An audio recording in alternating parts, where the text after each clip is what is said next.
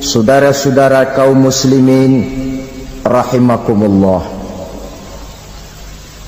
Kita menyaksikan peristiwa-peristiwa yang memilukan dan memalukan.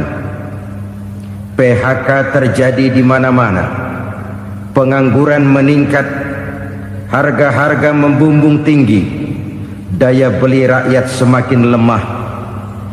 Sementara di bidang politik, kejadian-kejadian memberikan indikasi bahwa persatuan dan kesatuan kita sebagai bangsa dewasa ini tengah berada dalam ujian yang berat.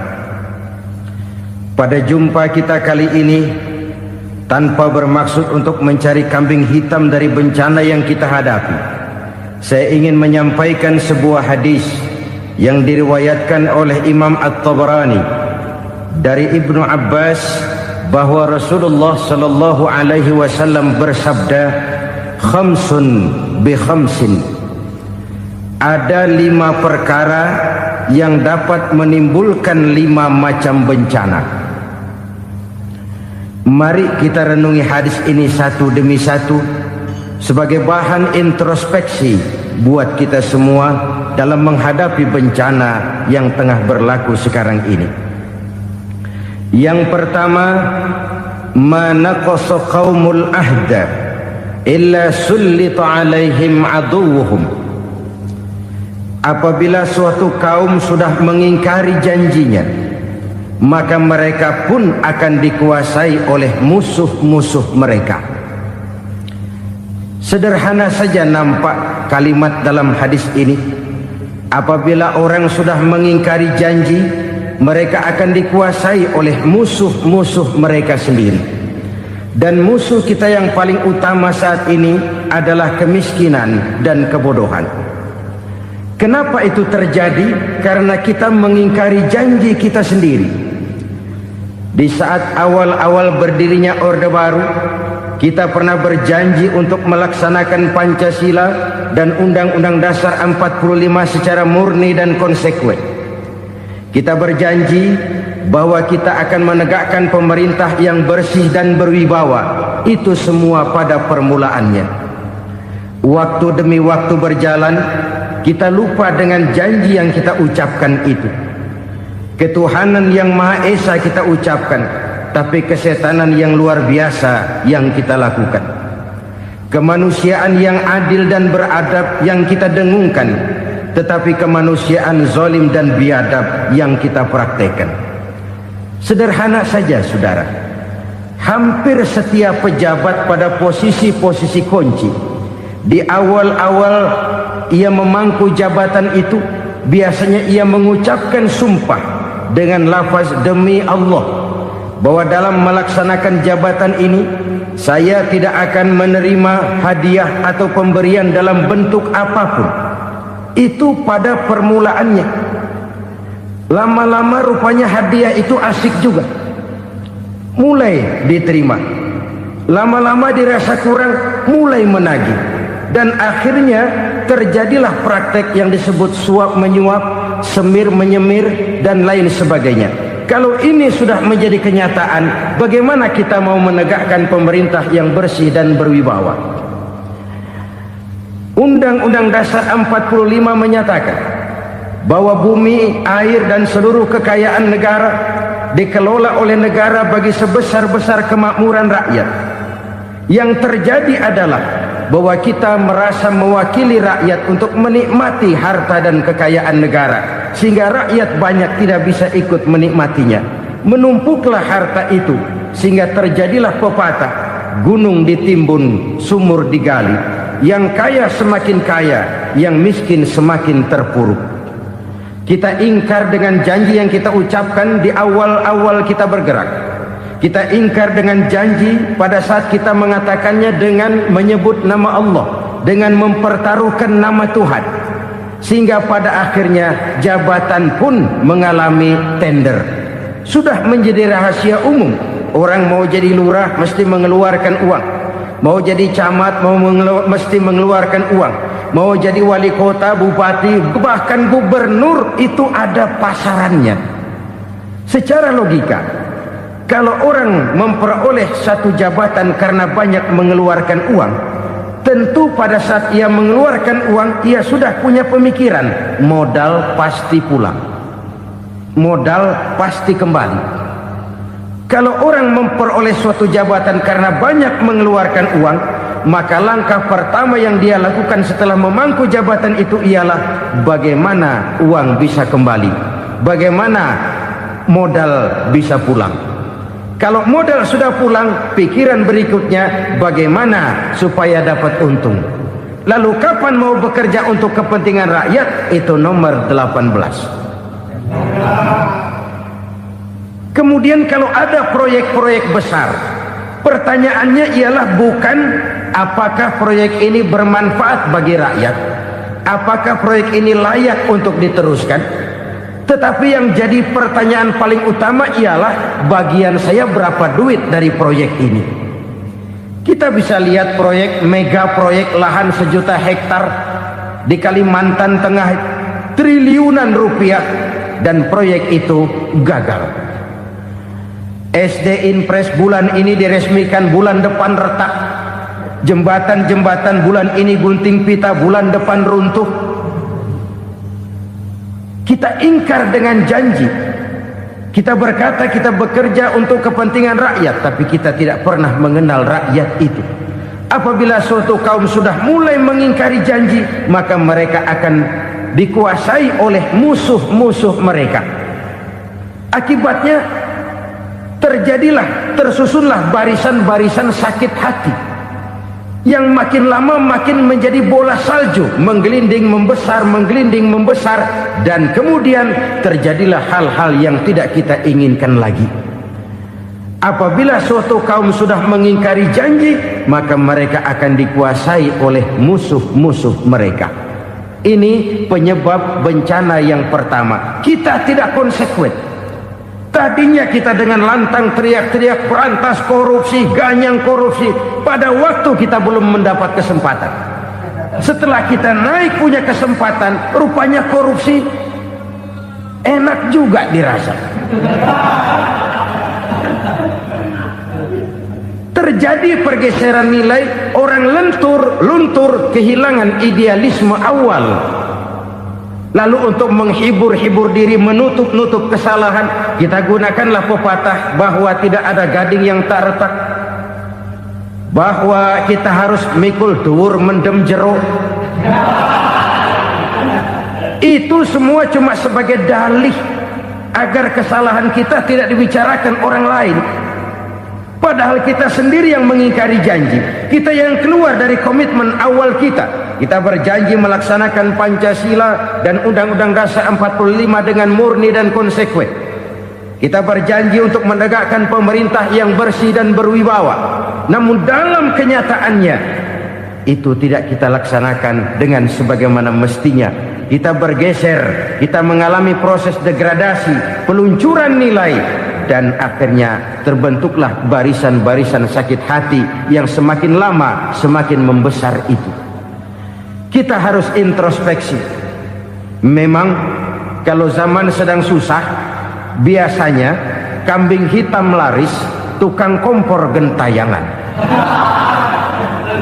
Itu dari dulu selalu mencari kambing hitam. Karena itu kita tidak bicara orang, kita tidak bicara siapa yang salah, kita bicara sistem, dan sistem itu bisa mengena siapa saja.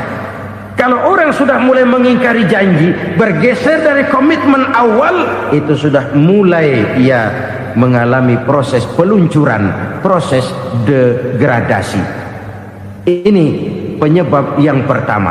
Kita tidak lagi konsekuen bahwa bumi, air, sumber daya alam adalah milik negara, dikuasai oleh negara, digunakan bagi sebesar-besar kemakmuran rakyat. Ternyata rakyat yang makmur itu tidak merupakan gambaran yang menyeluruh dari rakyat kita.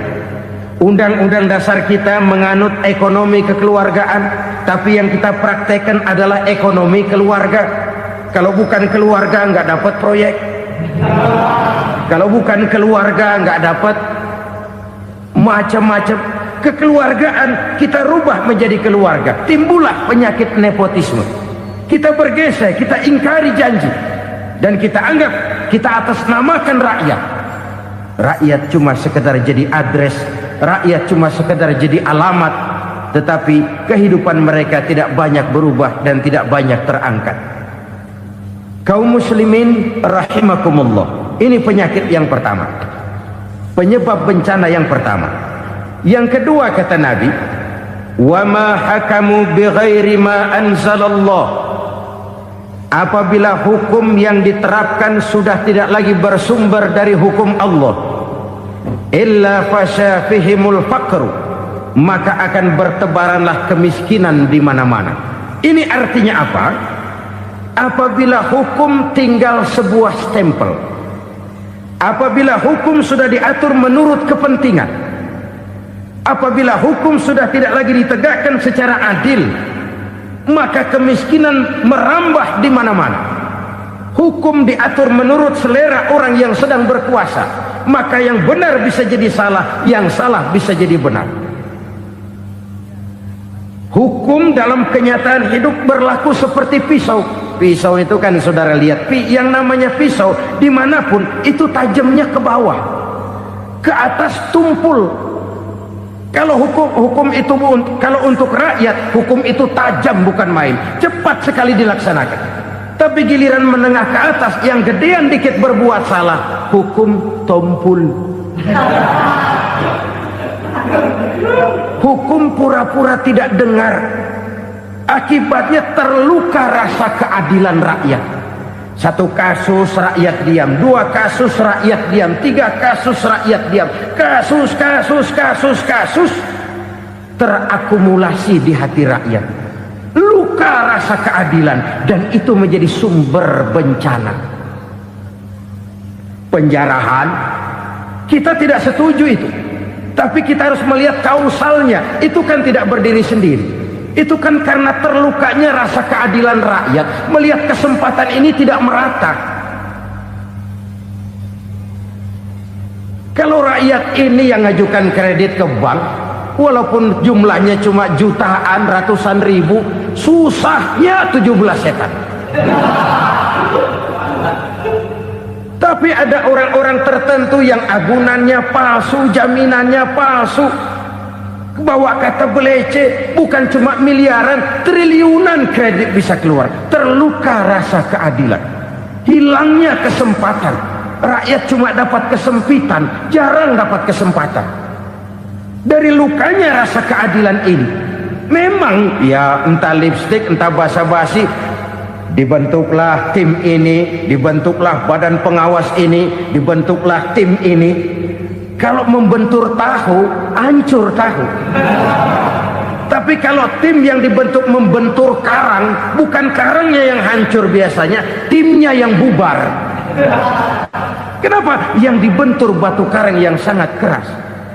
Kita main-main dengan hukum, kita tidak konsekuen dengan hukum, luka rasa keadilan, dan itu terakumulasi.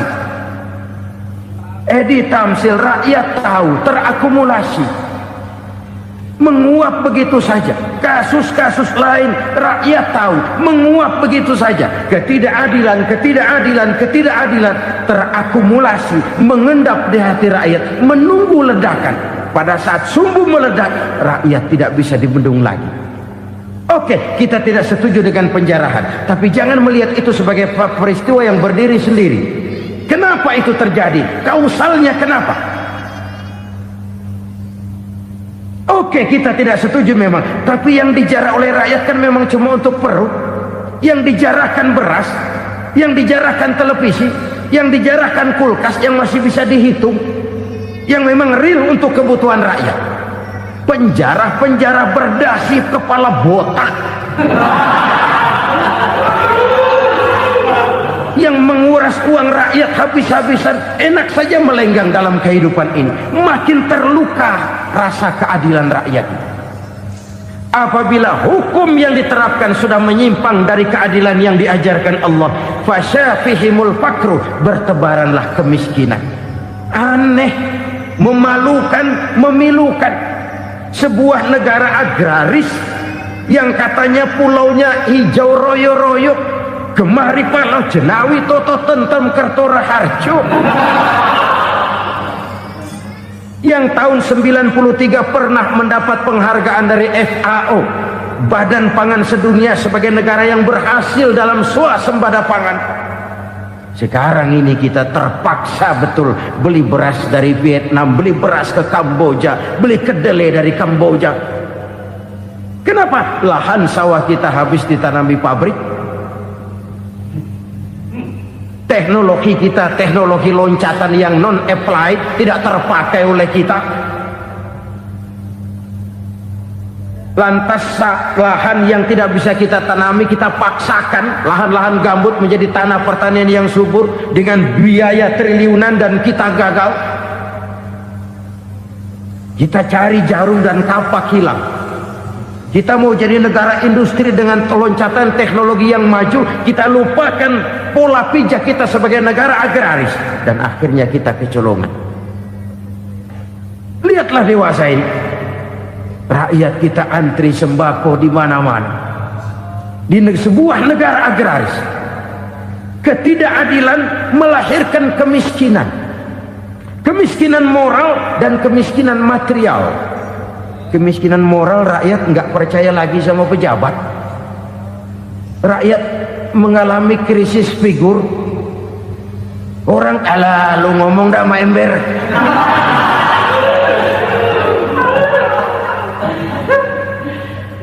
Penataran yang menghabiskan biaya miliaran itu melahirkan pejabat-pejabat korup. Pengawasan yang menghabiskan biaya miliaran itu ternyata impoten, mandul. Kemiskinan moral. Jujur saya berkata, saudara-saudara, setelah pintu reformasi dibuka, itu yang masuk memang macam-macam. Ada yang memang punya tujuan murni, konsekuen dan punya konsep. Ada yang nunggu di tikungan, begitu mobil lewat nyamber pintu, berangkat ikut reformasi.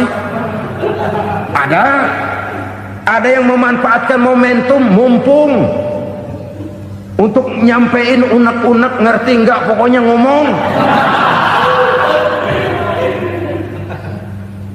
Sehingga keadaan semakin rancu, kebingungan semakin menjadi-jadi, masalah yang paling urgen tidak terselesaikan. Sekarang ini orang berpikir mendingan jadi pala ular daripada jadi buntut macan. Buntut macan memang hebat macan, tapi kalau buntutnya cuma ugel-ugel di belakang buat apa? Mendingan jadi pala ular, kecil juga nyaplok. Artinya ya biar kecil juga kalau punya partai kan gagah. Lalu rame-rame bikin partai kayak bikin arisan. Orang makin mengalami dislokasi. Semua mau jadi pahlawan, semua mau nomor satu, semua ngomong. Iya kalau bidangnya, kalau bukan makin rancu. Marilah lewat kesempatan ini saya mengajak kita untuk tahu diri. Biarkan politisi ngomong politik, biarkan ekonom menata ekonomi, biarkan praktisi bicara soal hukum, biarkan rakyat munajat, istighfar, mohon pertolongan Allah. Tahu diri kita. Kalau memang ayam, kukuruyuk aja dah. Kalau memang kucing, ayo ngeong. Kalau kambing, silahkan ngembe. Udah tahu ayam, ngeong bunyinya. Suaranya palas, orang nggak ngerti, bingung, makin menjadi-jadi. Ibarat kesebelasan sepak bola bangsa kita sekarang ini, rame-rame mau bikin gol, kiper ikut nyerang sekarang.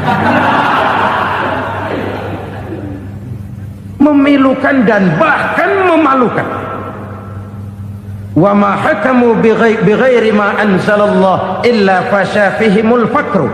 Kalau hukum yang diterapkan sudah menyimpang dari keadilan yang diajarkan Allah, bertebaranlah kemiskinan di mana-mana. Coba sekarang ini, yang punya duit bingung, apalagi yang kagak punya duit. Yang pengusaha gede ngeluh, apalagi yang pengusaha pas-pasan. Yang kagak punya beras, yang punya beras saja masih bingung, apalagi yang nggak punya beras. Ini sudah demikian merata. Dulu kita kagum mendengar konglomerat kelas buadah, kelas-kelas yang seakan-akan cuma ada dalam khayalan mereka, punya kekayaan miliaran dolar, triliunan. Sudahlah, seolah-olah nggak terjangkau sama kita. Weh, ternyata yang gede-gede itu juga gede utangnya. Dan rontok satu demi satu. Ternyata rakyat selama ini cuma dialamatkan, cuma dijadikan address. Rakyat yang tidak banyak ngerti persoalan ini harus menanggung hidup ini begini berat, harus menanggung beban hidup ini begini tinggi, daya beli semakin lemah, semakin terpuruk dan terpuruk, sedang keadaan belum juga banyak berubah. Yang hutang sama luar negeri itu kan bukan rakyat kecil, Ciano. Yang banyak nyimpen dolar juga kan Ciano. Rakyat kecil bocah kampung mah jangankan nyimpen dolar, ngelihat juga tumben. Kemana kita mesti bercermin? Sekali lagi saya mengatakan, maaf, kita tidak bermaksud mencari kambing hitam. Karena itu kita tidak bicara orang, kita bicara sistem, kita bicara keadaan. Beginilah yang dikatakan Nabi, penyebab timbulnya bencana, hukum yang ditegakkan tidak lagi berorientasi kepada keadilan, tapi berorientasi kepada kepentingan.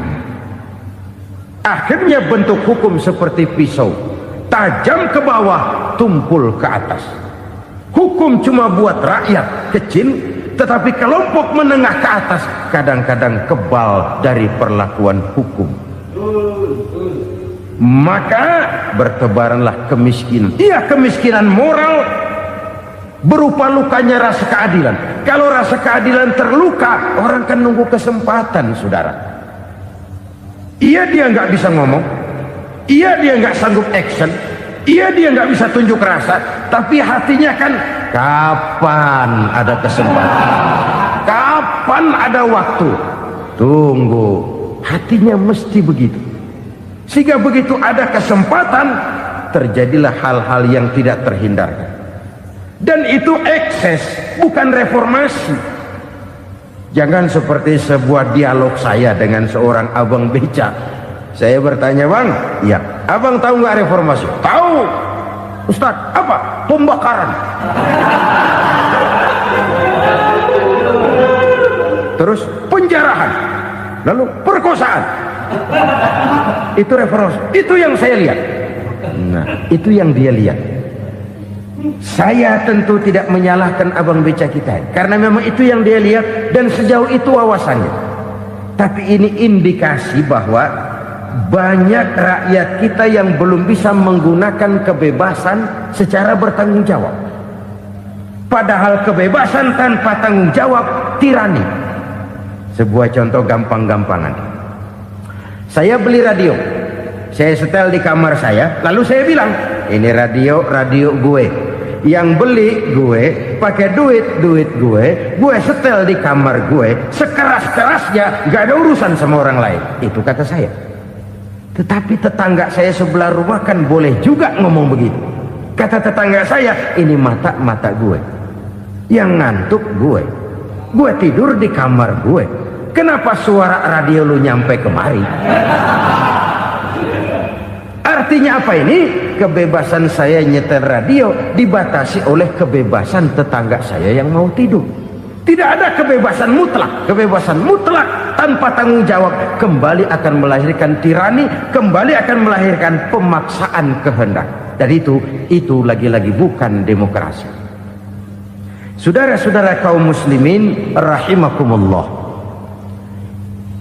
Ini penyakit yang kedua, lukanya rasa keadilan, terutama di kalangan rakyat kecil. Itu mengendap menjadi akumulasi dan menunggu giliran kapan bisa dimuntahkan. Dengan kata lain, rakyatnya udah banyak banget makan yang perutnya jadi enak, nyelam. Kapan nunggu muntahnya? Udah begini banyak akumulasi yang mereka terpendam di perut ini, sehingga ketika terjadi kesempatan itu sudah tidak terkendalikan lagi, kita out of control. Saya tidak mentolerir sikap-sikap kekerasan, bahkan saya lebih cenderung bahwa kalau di rumah kita banyak tikusnya, tikusnya saja racuni, jangan rumah dibakar. Bahwa ada korupsi, iya. Ada kolusi, memang. Ada nepotisme, tentu. Tetapi tikusnya saja racuni, jangan rumah dibakar. Masa mau ngusir tikus bakar rumah? Tikusnya lari, tikusnya selamat, rumahnya ewes-ewes.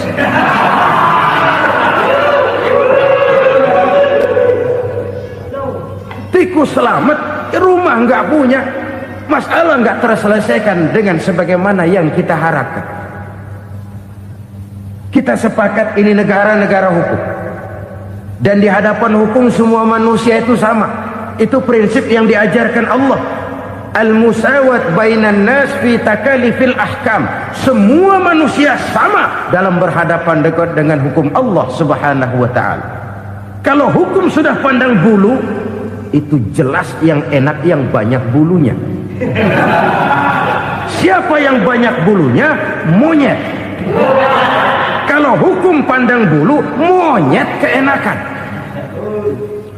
Saudara-saudara kaum muslimin rahimakumullah, introspeksi. Mari kita bercermin bagaimana perjalanan hukum selama ini. Kalau introspeksi ini kita temukan, lalu ada upaya untuk memperbaiki diri. Jangan menggunakan tak ada gading yang tak retak, mikul duwur mendem jero untuk menutup-nutupi kesalahan orang. Padahal kesalahan itu sedemikian besar. Padahal rakyat kita tiap hari antri sembako. Ada yang sehari sekali makan, ada yang makan sudah bercampur tiwul, ada yang nasi sudah dicampur pisang, balik jadi orok lagi. Macam-macam upaya rakyat untuk menangsal perut ini. Lalu rakyat ditenang-tenangkan, lebih baik puasa Senin Kemis sambil menghadapi krisis ekonomi. Kenapa rakyat yang disuruh puasa? Kenapa bukan pejabatnya yang puasa lebih dulu untuk kemakmuran rakyat? Kalau rakyat yang memang perutnya udah gepeng disuruh puasa, makin krempeng perutnya. Artinya pejabat harus punya sense of politics. Ya, tidak, puasa itu kan tidak cuma Senin Kemis saja. Puasa itu puasa perasaan, puasa menghargai perasaan yang sedang kondisi yang sedang dihadapi oleh rakyat. Bagaimana rakyat yang tengah antri sembako melihat pejabatnya lewat dengan mobil yang harganya sampai 1 miliar. Oh, inilah pemimpin saya. Luka lagi rasa keadilannya. Kita tidak tenggang rasa. Puasa dalam artian itu pun akan menolong menegakkan semangat kebersamaan, membentuk semangat kebersamaan. Saudara-saudara kaum muslimin rahimakumullah, penyebab bencana yang ketiga dikatakan oleh baginda Nabi, wala dhaharat fihimul fahishatu illa fasyafihimul maut. Apabila kekejian telah merajalela, maka maut bertebaran di mana-mana. Kita renungi butir kalimat dalam hadis ini. Apabila kekejian telah merajalela, maut bertebaran di mana-mana. Begitu murah arti sebuah kehidupan. Penjarahan untuk hal-hal yang kecil tapi sampai mengorbankan nyawa. Apabila kekejian sudah terjadi di mana-mana, maut pun bertebaran. Maut dalam arti berpisah ruh dengan jasad, tapi juga maut dalam arti orang bisa mati karirnya, orang bisa mati usahanya, orang bisa mati kesempatannya karena perbuatan-perbuatan keji yang selama ini tidak terbendung. Lahirlah teori mafia. Siapa yang kuat dia yang berkuasa, Siapa yang lemah, dia menjadi mangsa. Proyek-proyek besar yang menang tender itu ya dari itu ke itu saja. Yang pengusaha-pengusaha tidak punya koleksi, koneksi, tidak bisa bayar komisi, dapat proyek tetelan. Ada dagingnya, dikit namanya juga tetelan. Dagingnya sudah habis disantap oleh meja. Sekian puluh meja dilalui, sekian puluh amplop dikeluarkan. Sehingga yang akhirnya ya tinggal tetelan itu tadi. Maka kualitas pekerjaan pun sudah bukan lagi jadi masalah. Demikianlah mafia-mafia ini bermunculan di mana-mana. Di pengadilan terkenal mafia pengadilan. Hukum bisa dibeli, hukum bisa dipesan menurut kebutuhan sponsor. Mafia peradilan, mafia politik, mafia ekonomi, bahkan mafia agama yang menggunakan agama sebagai kedok, menggunakan agama sebagai dalih, menggunakan agama sebagai topeng untuk melancarkan maksud-maksud politiknya pun tidak tertutup kemungkinan. Apabila kekejian telah merajalela, maut bertebaran di mana-mana. Korupsi, kolusi, nepotisme itu bagian dari kekejian. Kita selama ini kalau mendengar maksiat, itu yang terbayang cuma judi, mabuk, zina. Ya itu maksiat. Tapi korupsi, kolusi, nepotisme itu juga maksiat dalam bentuk lain. Kalau ini sudah bertebaran, maka maut terjadi di mana-mana. Jangan bayangkan cuma mati orangnya, itu sih kewajiban. Yang menyakitkan itu orangnya masih hidup tapi dibikin mati, karirnya mati. Kenapa? Karena yang diperlukan bukan cuma orang pinter tapi orang taat. Biar pinter, kalau nggak taat minggir. Biar bodoh, kalau taat bisa nyenangin atasan, bisa nyemur. Kumaha juragan wae ayeuna mah. Itu yang kadang-kadang dapat penghargaan. Tidak ada prestasi kerja kecuali bikin senang orang di atas. Kita lihat di desa-desa jalan rusak. Kalau ada berita pejabat anak mau turun, jalan rata sekali. Sampai tanah dari mana aja dikeruk buat ngeratain tuh jalan. Pejabat pulang legok lagi jalanan. Katanya kita kerja buat rakyat, nyatanya kita cuma melayani atasnya. Kenapa? Terjadi lingkaran setan. Seperti kata lagu Dul Sumbang itu. Mahasiswa takut sama dosen, dosen takut sama dekan, dekan takut sama rektor, rektor takut sama menteri, menteri takut sama presiden, presiden takut sama mahasiswa. Muter balik lagi, lingkaran setan, lingkaran setan. Saudara-saudara kaum muslimin rahimakumullah, kekejian yang merajalela, praktek-praktek mafia yang tertuang dalam kehidupan sehari-hari menyebabkan orang mati karirnya, jasad masih hidup, karir mati, itu menyakitkan. Mati bisnisnya. Rakyat kecil pernah senang ketika cengkeh booming, harganya bagus, rakyat banyak yang pergi haji. Lalu mau ditata, lahir tata niaga cengkeh, malah amburadul. Harga cengkeh jatuh, petani cengkeh kecil menjerit. Siapa yang untung? Segelintir orang. Masihkah kita pakai atas nama rakyat untuk kepentingan nasional, padahal yang nyanyi cuma segelintir orang? Masihkah kita mau bohongi rakyat ini dengan mobil nasional tapi bikinan Korea? Masihkah kita mau bermain verbalisme, bermain kata? Ini sebuah masa lalu yang tidak perlu terulang lagi untuk masa-masa yang akan datang.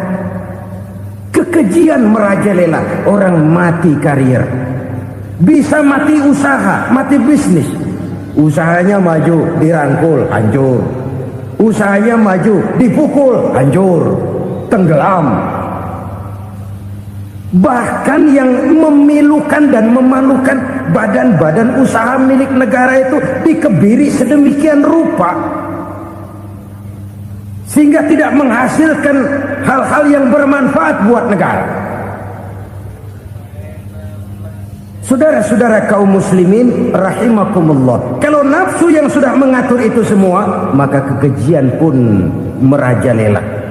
Orang sudah pakai teori mafia, yang kuat dia yang menang, yang kuat dia yang berkuasa, yang lemah silakan minggir di sudut-sudut kehidupan.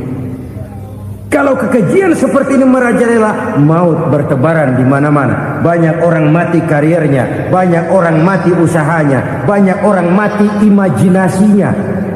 Sekarang ini dalam dunia seni, yang banyak karyawan seni, bukan seniman. Seniman itu kan dilahirkan, lain seniman, lain karyawan seni. Sekarang yang banyak karyawan seni, bukan seniman.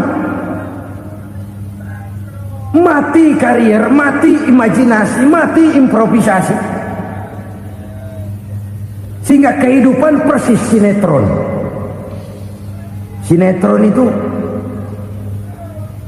yang kita lihat rumah mewah, yang kita lihat rumah bagus, gak pernah kita lihat di sinetron kita ini rakyat antri sembako.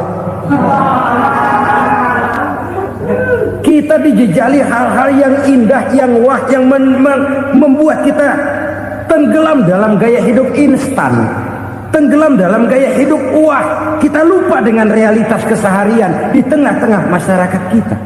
Lahirlah kelompok-kelompok selebritis, dibesarkan oleh berbagai media. Selebritis pilek aja masuk koran, pilek.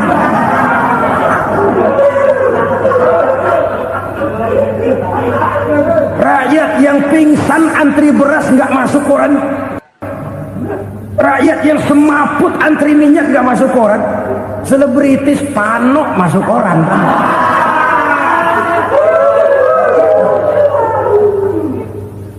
Kita besarkan hal-hal kecil, kita kecilkan hal-hal besar. Kenapa? Kita mengejar oplah, kita profit oriented, tidak lagi berorientasi kepada realitas hidup yang kita hadapi ini. Kalau kekejian sudah merajalela, kata Nabi, maka maut bertebaran di mana-mana. Maut dalam artian maut, coba lihat sekarang begitu murah nyawa. Karena 1000 perak orang mau nusuk bunuh. Karena beras seliter orang khilaf, begitu murah kehidupan. Tapi kekejian dalam bentuk korupsi, kolusi, nepotisme, kekejian dalam bentuk itu mematikan karier, mematikan bisnis, mematikan imajinasi, mematikan kreativitas. Itu juga maut dalam bentuk lain akibat kekejaman lain. Ini penyebab yang ketiga. Yang keempat, penyebab bencana menurut baginda Rasul, wala tuffiful mikyala illa muni'un nabat. Apabila timbangan sudah dicurangi, maka tercegahlah tumbuh-tumbuhan. Apabila timbangan sudah mulai curang, maka terjadilah musim paceklik. Apabila bisnis sudah bergaya mafia tadi itu, kecurangan-kecurangan terjadi, tender di balik pintu, yang dimenangkan cuma kelompok-kelompok yang bisa memberikan presentasi yang besar, muni'un nabat, terjadilah paceklik. Paceklik, panen gagal, wereng ya wereng, kemarau panjang, it's okay, air sulit, iya. Tetapi kan semua itu ada yang ngatur. Kemarau ada yang ngatur, belalang itu ada yang ngatur, air itu juga ada yang ngatur. Yang ngatur itu yang serba maha. Kalau ia murka melihat kecurangan timbangan, Allah itu kalau murka kan gampang saja, tinggal komandoin balang, lang, hancurin tuh sawah. Konvoy belalang, konvoy. Allah tinggal ngutik angin El Nino. Mampir lo ke Indonesia, hujan nggak turun-turun, kemarau panjang. Jadi kalau musim kemarau kan namanya anginnya El Nino. Kalau musim hujan anginnya namanya La Nina. Cakep namanya, kejem orangnya. Saudara lihat Cina sekarang sedang kena La Nina, banjir besar, ribuan orang meninggal. Dia mah ribuan mati kagak berasa, rakyatnya miliaran. Bangladesh lagi ngalami La Nina, India lagi ngalami La Nina. Angin, hujan, kemarau, belalang itu kan ada yang ngendaliin.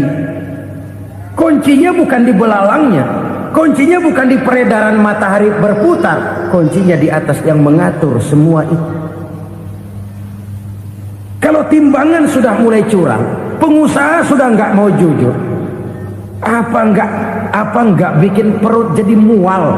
Begitu rakyat antri sembako pingsan nggak dapat beras, sementara beras ditumpuk-tumpuk sampai membusuk. Kemana hati nuraninya? Kemana akal pikirannya? Kemana mereka yang berbuat atas nama rakyat tapi melihat rakyat susah tidak tergerak hatinya? Apabila timbangan sudah mulai dicurangi, bisnis sudah mulai melenceng, maka terjadilah paceklik. Sebuah negara yang berhasil dalam swasembada pangan, lalu sekarang menjadi negara yang rakyatnya antri untuk memperoleh kebutuhan pangan. Saudara-saudara kaum muslimin rahimakumullah, ini intinya adalah kecurangan. Kalau kecurangan sudah terjadi di mana-mana, dan ini milik siapa saja, bukan soal tempat, bukan soal jabatan, soal manusianya, SDM-nya. Kecurangan tidak cuma terjadi di kantor, di masjid bisa terjadi kecurangan. Korupsi tidak hanya bisa terjadi di kantor, di madrasah bisa ada korupsi. Faktor manusianya, ini soal SDM. Kecurangan yang besar, tentu besar lagi kerugiannya. Kecurangan yang kecil, kecurangan sehari-hari, pedagang-pedagang kecil ngurangi timbangan, barang yang buruk dikatakan baik, yang baik dikatakan buruk, itu merugikan perorangan. Kecurangan yang besar merugikan bangsa dalam bentuk total, dalam bentuk seutuhnya. Nah, kecurangan-kecurangan seperti ini rakyat kan lihat, rakyat kan tahu, dan itu kembali terakumulasi di sini, pegel. Dan jangan lupa, rakyat yang nggak ngomong itu, rakyat yang nggak bersuara itu, batinnya menjerit, jeritannya menggoncang aras, dan itu didengar Allah. Yadullah fauqal jamaah, kata Nabi, tangan Tuhan di atas orang banyak. Jeritan hati rakyat menggoncang aras. Rakyat yang terlalu banyak dizolim, rakyat yang terlalu banyak dirugikan, ya rakyat yang terlalu banyak di atas namakan, menjerit batinnya, menggoncang aras, dan Allah bisa menggerakkan apa saja untuk membuat satu situasi. Allah bisa menggerakkan apa saja untuk membuat satu situasi. Saudara-saudara kaum muslimin rahimakumullah, ini faktor yang ketiga, timbulnya kecurangan.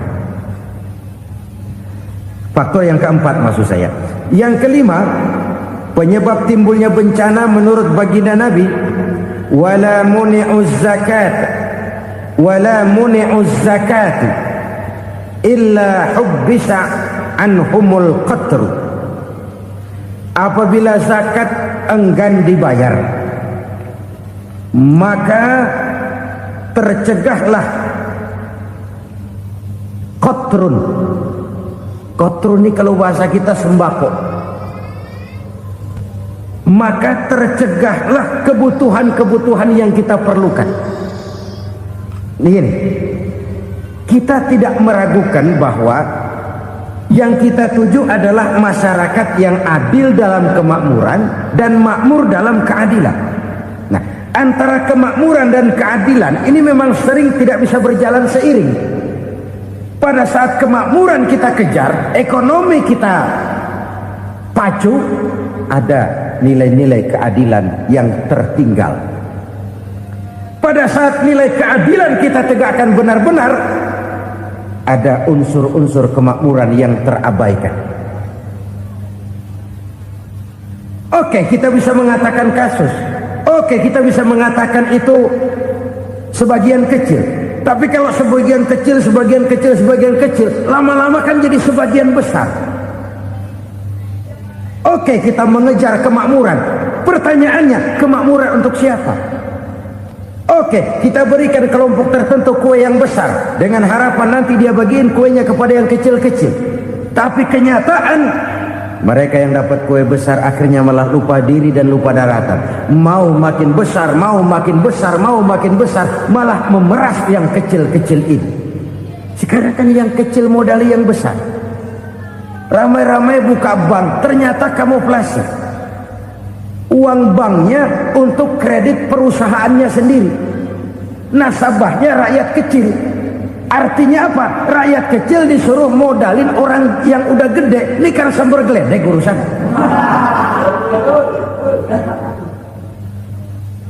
Ini kan permainan apa lagi? Rakyat kecil suruh modali yang gede. Nasabahnya rakyat kecil, kumpulkan uangnya di bank, kucurkan kredit kepada perusahaannya sendiri. Bukankah itu rakyat kecil suruh modali yang gede? Sudah begitu kejamkah kita untuk meraih keuntungan dengan mengorbankan orang kecil ini? Sudah tidak bicara lagi kah nurani kita melihat penderitaan orang yang semakin susah ini? Kalau zakat enggan dibayar, padahal zakat 2,5% saja, 2,5% saja. Kalau itu pun enggan, kalau zakat saja enggan, bagaimana pula yang namanya sodako, bagaimana pula yang namanya infak, bagaimana pula yang namanya santunan, bantuan. Kadang-kadang lipstick nyumbang si nyumbang, cuman nyolongnya lebih gede. Ini namanya sumbangan lipstick. Buat lipstick itu kan buat ngumpetin bibir pucat. Itu fungsi utama lipstick. Buat ngumpetin korupsinya, nyumbang kegiatan-kegiatan sosial. Tapi yang dia korup lebih gede dari yang dia sumbangin. Lipstick kamuflase. Nepu kata anak sekarang.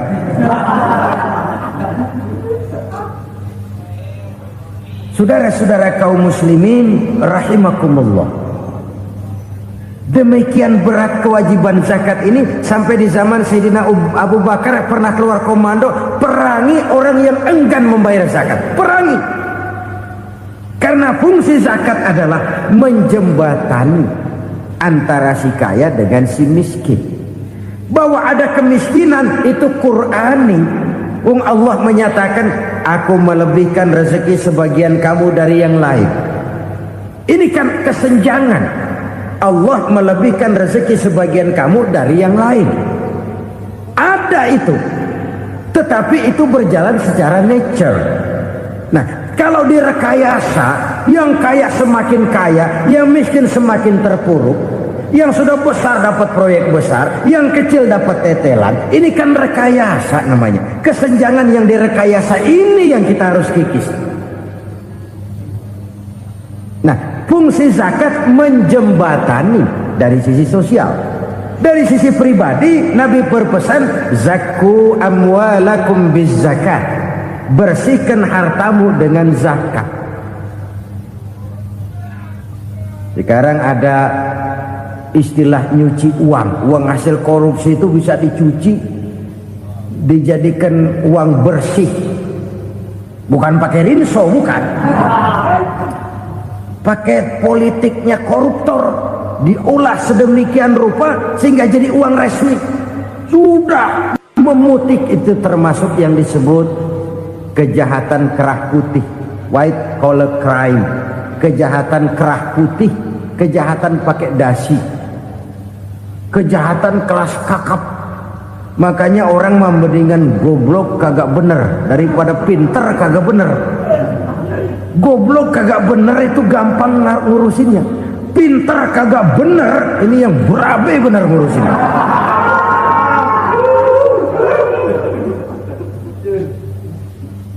Kita bukan cuma perlu orang pinter kok di zaman sekarang. Kita perlu orang-orang bener yang punya komitmen, yang sesuai kata dan perbuatan, yang bisa merasakan apa yang dirasakan oleh rakyat, yang punya sense of politik yang tinggi, yang peka, yang penuh keterbukaan, yang punya wawasan dan pandangan jauh ke depan. Dari sisi pribadi, zakat itu membersihkan harta kita. Ya, dia tercampur dengan yang subhat, dia bahkan mungkin tercampur dengan sedikit-sedikit yang haram. Itu zakku amwalakum bizakat. Bersihkan hartamu dengan zakat itu. Pada sisi sosial ia menjembatani, pada sisi pribadi ia membersihkan harta kita. Karena itu kalau kita minta berdoa minta rezeki, syarat rezeki itu halalan thayyiban wasi'an. Nggak pernah kurang dari 3 itu. Halal, bagus, banyak. Halal, bagus, tapi sedikit, susah ngaturnya. Halal, banyak, tapi kurang bagus, buat apaan? Bagus, banyak, tapi haram, enggak ada artinya.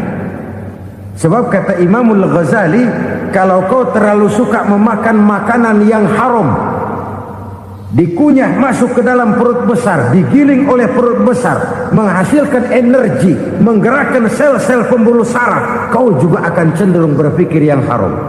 Kalau sudah cenderung berpikir yang haram, perbuatan pun akan mengarah kepada perbuatan-perbuatan yang haram. Dulu waktu kelompok Jimbaran 200 konglomerat Indonesia kumpul, dihimbau supaya sekian persen kasih pengusaha-pengusaha lemah. Itu kan cuma sekedar belas kasihan, tidak banyak menolong keadaan. Dan bukan itu yang diperlukan pengusaha-pengusaha kecil. Yang diperlukan adalah berikan kami kesempatan seperti mereka dapat kesempatan. Berikan kami peluang seperti mereka juga dikasih peluang. Kalau cuma dikasih 100 juta, 200 juta hari ini, usaha kami nggak ada prospeknya, peluang kagak ada, kan sama juga bohong. Diceburin ke kali, disuruh berenang, tangan diikat, mendingan mampusin ketahuan. Ayo berenang, berlomba, tangan diikat, kaki diikat, sama saja nyuruh mati. Jadi jangan kasih ikannya, kasih kailnya. Yang diperlukan pengusaha kecil menengah ke bawah itu bukan cuma sekedar belas kasih dari konglomerat-konglomerat besar. Berikan kami peluang seperti mereka juga dapat peluang. Berikan kami kesempatan seperti mereka dapat kesempatan. Berikan kami kredit dengan kemudahan seperti mereka juga kalau minta kredit begitu mudahnya. Menciptakan peluang dan kesempatan, pemerataan, bukan menciptakan manusia Indonesia dengan standar ekonomi yang sama. Semua rumahnya harus sama, semua punya mobil. Itu sih kebersamaan bebek. Bebek, coba lihat bebek, satu ngalor semua, satu ngidul semua. Kebersamaan bukan itu. Kebersamaan adalah menciptakan peluang. Kalau yang kaya bisa semakin kaya, kenapa yang miskin tidak bisa ikut naik jadi sedikit kaya? Kalau pengusaha yang sudah kuat bisa bertambah menjadi kuat dengan proyek mega proyek, kenapa yang menengah tidak bisa ikut menjadi kuat? Dan kenapa kekejian itu merajalela? Kita dengar lewat berita-berita PLN tekor, PLN hutang. Kenapa? Dia beli listrik dari swasta yang belinya lebih mahal daripada penjualannya. Artinya dia beli itu listrik dari perusahaan listrik swasta, dia jual kepada rakyat lagi. Harga jualnya lebih murah daripada dia beli kepada swasta. Kenapa? Ada tekanan lagi tuh. Biasa siklus lagi. Hukum Boyle. Atas neken, paling bawah gepeng. Ya kita nih rakyat kecil, emang nasibnya gepeng terus. Saudara-saudara kaum muslimin rahimakumullah, dari 5 penyebab bencana ini kita ambil kesimpulan untuk sebuah renungan dan introspeksi kita bersama. Pertama, mengingkari janji. Padahal janji itu yang lebih tinggi nilainya adalah di hadapan Allah Subhanahu wa taala. Baik wakil-wakil rakyat di parlemen maupun pemimpin-pemimpin rakyat di dalam kabinet, apabila memangku suatu jabatan, selalu mereka mengawali dengan sumpah, dan sumpah itu dimulai dengan demi Allah. Sadarkah kita pada saat itu kita ucapkan bahwa kita sudah mempertaruhkan Allah untuk jabatan yang kita pegang? Kita sudah mempertaruhkan nama Allah untuk posisi yang dipercayakan kepada kita. Sadarkah kita bahwa menyia-nyiakan itu satu dosa yang sangat besar, yang tidak hanya kepada Allah tetapi juga kepada rakyat yang kita wakili, kepada rakyat yang kita pimpin. Cukuplah sudah rakyat dijadikan adres, umat dijadikan alamat sebagai numpang. Marilah kita kembali kepada komitmen awal dengan jujur kepada janji kita sendiri. Lalu yang kedua, kekejian, baik berupa korupsi, kolusi, nepotisme, dan perbuatan-perbuatan lain akan melahirkan kemiskinan. Kekurangan pangan bukan satu-satunya yang menyebabkan rakyat menderita. Lukanya rasa keadilan terakumulasi di hati rakyat, dan jeritan hati rakyat mengguncang aras. Kalau Allah murka, Allah bisa melakukan apa saja untuk menciptakan suatu kondisi. Faktor yang ketiga adalah praktek mafia menebarkan maut, baik orang yang mati jasad dan rohaninya maupun orang yang mati karirnya, mati kejujurannya, mati usahanya, mati imajinasinya. Hilang kreativitas kita sebagai bangsa. Faktor yang keempat, kecurangan-kecurangan di bidang usaha, di bidang tender, mengandalkan menjual kekuasaan. Dan memang repot kalau penguasa jadi pengusaha. Mau atau tidak mau, kebijakan-kebijakan kekuasaannya akan memperkuat jaring-jaring usahanya. Dan pada saat itu objektivitas sulit ditemukan lagi. Lalu yang kelima, keengganan membayar zakat, menumpuknya kekayaan negara pada kelompok-kelompok tertentu. Ini akan melahirkan paceklik yang berkepanjangan. Menumpuknya kekayaan dan harta negara pada kelompok-kelompok tertentu akan melahirkan paceklik dan kemiskinan yang berkepanjangan. Marilah kita sadar, marilah kita merenung bahwa keengganan kita membayar zakat, menciptakan pemerataan, pada akhirnya akan menjadi musibah buat kita semua. Saudara-saudara kaum muslimin rahimakumullah, sekian dulu jumpa kita kali ini. Mudah-mudahan yang saya sampaikan dari hadis riwayat Imam Tabrani ini menjadi bahan introspeksi buat kita semua. Tidak akan seorang muslim jatuh dua kali di tempat yang sama. Semua merupakan pelajaran untuk kita jadikan introspeksi guna menata hari esok yang lebih baik daripada hari ini. Reformasi harus terus berlanjut. Tidak bisa dan tidak perlu dikendalikan, tapi harus tetap dengan landasan akhlakul karimah sesuai dengan budaya kita sebagai bangsa. Terima kasih atas perhatian saudara. Mohon maaf atas segala kekurangan. Jumpa lagi lain kesempatan insyaallah. Usikum wa nafsi bitaqwallah. Wassalamualaikum warahmatullahi wabarakatuh. Lalu berusaha menyimpan sesuatu yang bisa membawa manfaat, baik untuk dirinya, untuk anak cucunya, maupun untuk keluarganya, untuk masa kini dan masa depannya. Kadang simpanan itu berbentuk uang, kadang berupa tanah, lain saat berbentuk pabrik, dan lain sebagainya. Sementara masa depan yang paling pasti adalah akhirat. Jika untuk masa depan dunia kita rela memeras keringat, membanting tulang, pergi pagi dan pulang petang, menyimpan uang, menyimpan tanah, menyimpan pabrik.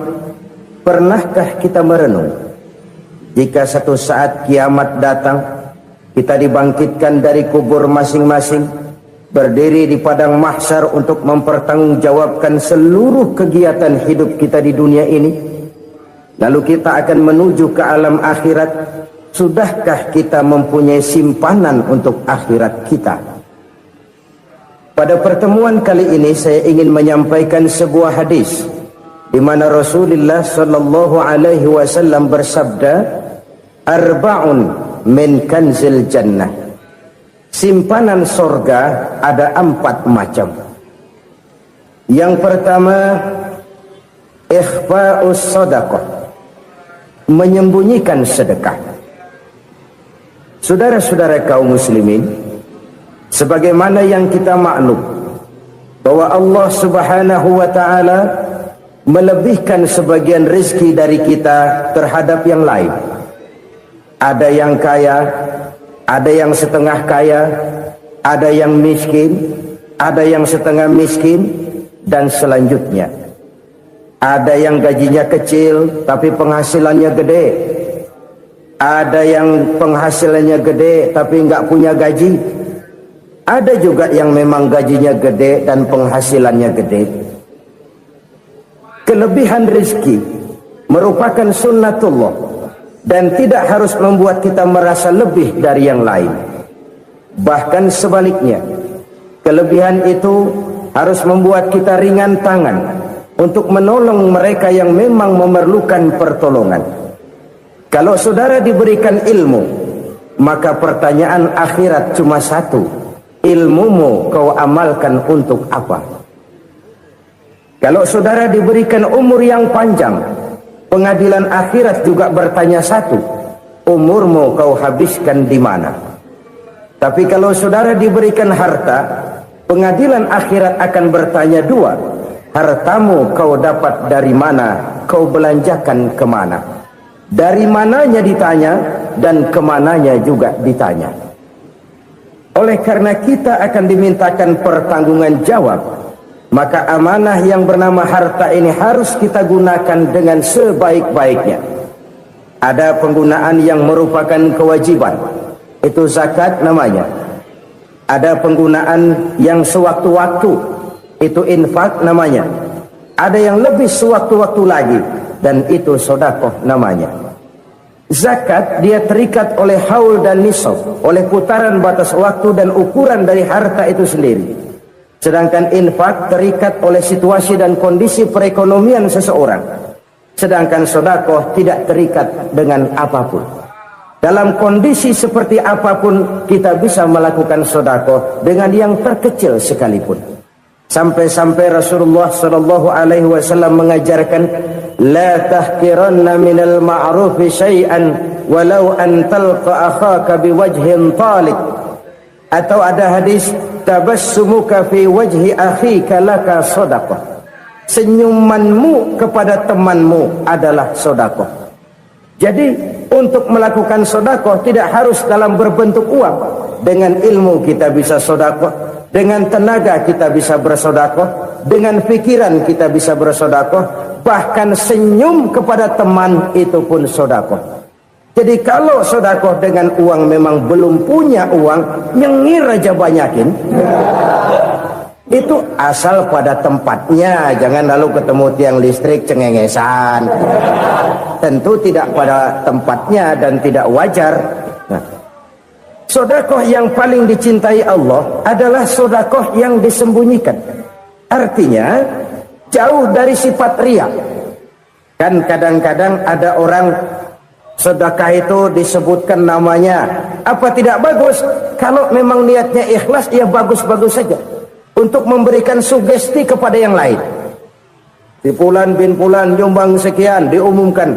Boleh kalau niatnya untuk memberikan rangsangan kepada yang lain supaya dia menyumbang lebih besar dari orang tadi. Tapi kalau itu mendatangkan riya, maka sedekah yang paling dicintai Allah adalah sedekah yang disembunyikan. Tangan kiri saja tidak tahu apa yang diberikan oleh tangan kanan. Sedekah yang dilakukan dengan ikhlas akan merupakan perbendaharaan surga. tersembunyi dari pandangan orang lain, tidak seorang pun tahu. Karena memang sikap yang baik adalah melupakan kebaikan dan mengingat kesalahan. Itu salah satu ciri orang bahagia. Orang yang selalu mengingat kesalahannya dan berusaha melupakan segala kebaikannya. Kalau dia akan berada kebaikan, dia tidak bisa ikut, dia merasa rugi karena dia merasa belum pernah berbuat baik. Tapi kalau akan melakukan kesalahan baru, dia ingat kesalahan yang sudah-sudah, sehingga terhalang baginya untuk melakukan satu kesalahan baru. Demikianlah saudara-saudara, bahwa Allah melebihkan rizki sebagian kita dari yang lain, agar terjadi tolong-menolong dalam kehidupan ini. Jadi kesenjangan yang nature, kesenjangan yang alami, itu sunnatullah. Ada yang kaya, ada yang miskin, ada yang kelas menengah. Nah, kenapa lalu sekarang kita berusaha mengentaskan kemiskinan? Oleh karena adanya kesenjangan struktural. Kalau yang kaya bisa semakin kaya, kenapa yang miskin tidak bisa naik jadi ikut sedikit kaya? Sebab pada dasarnya Islam adalah agama yang sejak turunnya sudah berupaya memerangi kemiskinan. Bahkan dikatakan kemiskinan itu mendekatkan kepada kekufuran. Orang kalau miskin udah dekat banget sama kafir. Gampang menjadi kafir. Berapa banyak saudara-saudara kita yang oleh karena soal perut, oleh karena soal materi, terpaksa meninggalkan dan menanggalkan akidahnya, menjual petunjuk yang diberikan Allah dengan kesenangan dunia yang cuma sebentar ini. Na'udzubillah thumma na'udzubillah. Jadi makin kita sembunyikan satu sedekah, semakin banyak perbendaharaan kita di surga. Sedekah yang paling dicintai Allah adalah sedekah yang disembunyikan. Malahan ada seorang sufi, dia punya kebiasaan kalau pergi sholat Jumat dia bawa uang, itu uang dia taruh di bawah tikar masjid. Dia niat sedekah kepada siapa saja yang nemuin itu duit. Maksudnya apa? Supaya yang nemuin nggak tahu siapa yang punya duit. Demikian dia saking ingin menyembunyikan sedekahnya. Karena sifat ria itu bisa memakan amal kita sendiri. Ria itu termasuk menyebut-nyebut kebaikan kita. Orang yang suka nepuk dada, sedikit-sedikit ngitungnya kalau nggak gua. Tuh kalau nggak gua tuh yang belah situ, kalau nggak gua. Iya, kalau nggak lu kenapa emang? Orang yang suka menepuk jasa, tuh biasanya memang begitu, saudara-saudara. Kalau perang lagi berkecamuk, orang nggak sempat ngaku jadi pahlawan. Tapi begitu perang selesai, yang kagak kenal bedil ngaku pahlawan, mas. Itu sesuatu yang biasa. Oleh karenanya, orang-orang yang ikhlas dalam bersodako, disembunyikannya sodako itu, Allah cinta betul. Malahan ada hadis memberikan jaminan, inna sodakotal mar'il muslimi tazidu fil umri wa tadfa'u mitatas su'i. Sesungguhnya sedekahnya seorang mukmin tazidu fil umri, bisa menambah umur panjang, wa tadfa'u mitatas su'i, dan menyelamatkan manusia dari mati secara su'ul khatimah. Jadi siapa yang kepengen panjang umur, banyaklah sedekah. Yang bosan hidup, pelit terus. Sedekah menambah panjang umur dan menyelamatkan manusia dari mati secara su'ul khatimah. Pak, katanya umur itu nggak bisa ditambah, nggak bisa dikurangin. Kapan? Kalau ajal sudah datang. Fa idza jaa ajaluhum la yastakhiruna sa'atan wa la yastaqdimun. Kalau ajal datang tidak bisa dimajukan, tidak bisa dimundurkan. Itu kalau ajal sudah datang. Tidak bisa lagi umur ditambah dikurangi, sudah datang. Tapi kalau belum datang, itu kan haknya Allah. Mau ditambah, mau dikurangi, hak prerogatif Allah. Sebagai pencipta manusia, Allah Maha Kuasa dan Maha Mampu. Sedekah ini menambah panjang umur dan menyelamatkan manusia dari mati secara su'ul khatimah. Itu orang mati kan sama ya, kondisinya mati, nggak nafas. Tapi hakikat mati kan lain-lain. Ada yang mati itu husnul khatimah, baik akhirnya. Misalnya Lagi ngaji, mati. Lagi sholat, mati. Lagi sedekah, mati. Ini yang dinamakan dengan husnul khotimah, baik di akhirnya. Sebaliknya ada yang su'ul khotimah, jelek di akhirnya. Ini yang jadi catatan akhir. Lagi nyekek botol, mampus. Lagi banting kartu, modar. Su'ul khatimah, jelek pada akhirnya. Sedekah menyelamatkan manusia dari mati secara su'ul khatimah. Dan kita semua kepengen mendapat husnul khatimah, jauh dari su'ul khatimah. Oleh sebab itu yang bisa menyelamatkan kita dari penyakit itu antara lain adalah sedekah yang disembunyikan, yang dikerjakan dengan ikhlas karena Allah, tidak karena kepengen dipuji orang, tidak karena ingin dikatakan orang pemurah. Sebab orang dermawan itu orang yang memberi tanpa harus diminta. Kalau masih harus diminta, ya belum dermawan namanya, masih harus diminta. Kalau nggak diminta ya tulus, lolos, polos. Saudara-saudara kaum muslimin rahimakumullah, harta adalah amanat dan akan kita pertanggungjawabkan. Allah melebihkan rizki sebagian kita dari yang lain agar kita saling tolong menolong, bantu membantu. Nabi janjikan, siapa yang meringankan beban saudaranya muslim di dunia, Allah akan meringankan bebannya di akhirat nanti. Sebuah jaminan dari baginda Nabi. Si orang yang kita bantu barangkali tidak bisa membalas, Allah yang akan membalas lewat jalan lain yang tidak pernah kita sangka-sangka. Ada orang tanya, Pak, ini ada orang nyumbang masjid sambil marah-marah, bagaimana? Saya bilang sumbangannya aja ambil, marahnya jangan. Marahnya jangan diambil, itu urusan dia. Saudara-saudara kaum muslimin rahimakumullah, umat Islam ini kan umat yang punya potensi besar. Kadang kita merenung, kenapa kadang-kadang pembangunan masjid kok lambat sekali? Kalau hotel hari ini peletakan pertama, bulan depan peresmian. Supermarket hari ini peletakan batu pertama, minggu depan peresmian. Tapi kalau sudah yang namanya masjid, kadang-kadang peletakan batu pertama sekaligus jadi batu terakhir. 3 tahun, 4 tahun, campur nebar jalak di jalanan, duit dijaring kayak ikan sepat. Apa tidak ada orang Islam yang kaya? Banyak. Apa tidak ada pengusaha muslim yang jadi konglomerat? Ada. Lalu yang belum banyak itu yang komit terhadap nilai-nilai agamanya. Akhirnya kita jatuh jadi umat yang lemah. Belum ada pengusaha konglomerat muslim buka pabrik supermi cap bedug misalnya umpamanya atau pabrik kecap cap sorban supaya identitas keislamannya sedikit kelihatan.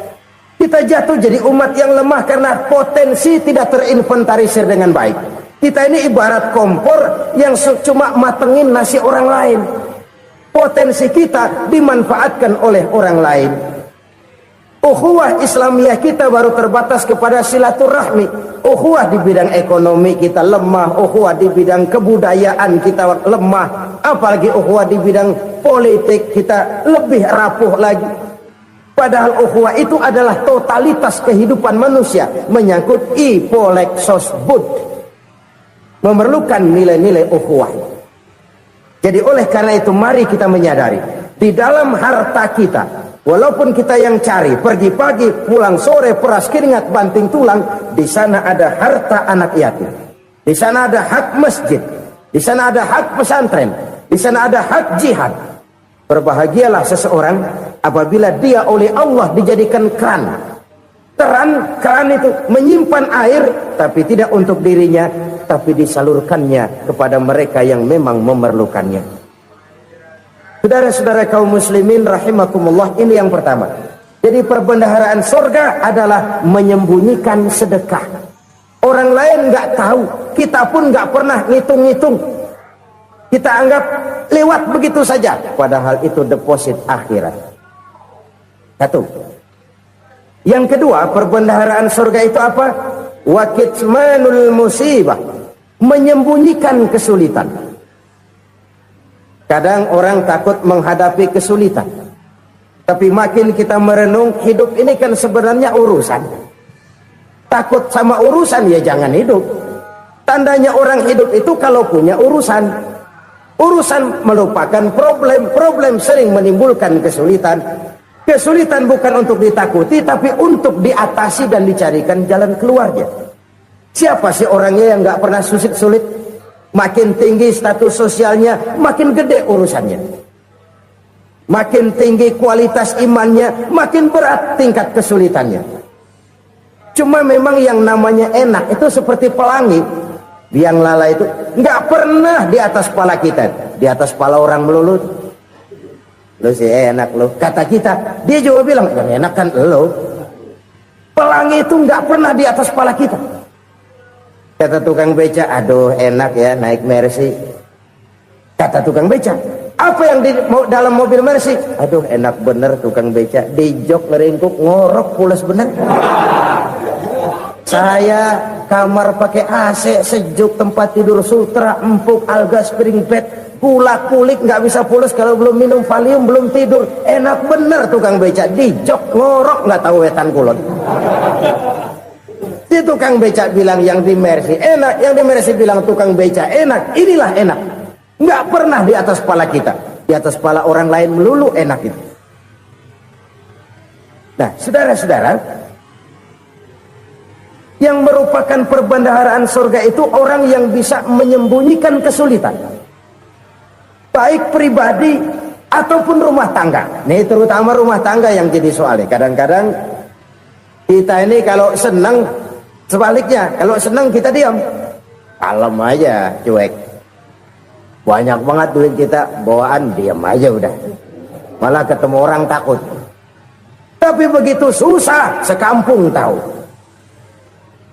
Padahal Nabi mengajarkan perbendaharaan surga itu menyembunyikan musibah, menyembunyikan kesulitan. Kalau enak, cerita sama orang-orang. Kalau nggak enak, rasain sendiri, tekan sendiri, atasin sendiri. Kita kan sebaliknya, tenang kita diam, asal lagi susah, paling tidak kita nyari teman buat cerita kesusahan. Siapa orangnya yang nggak pernah susah? Cuma soalnya bagaimana kita mengatasi kesusahan itu sendiri. Begitu juga misalnya kalau orang sudah berumah tangga, itu orang tuanya harus menjadi tempat dia cerita yang enak-enak saja. Yang nggak enak rasain berdua, selesaikan berdua, atasin berdua. Jangan dibalik.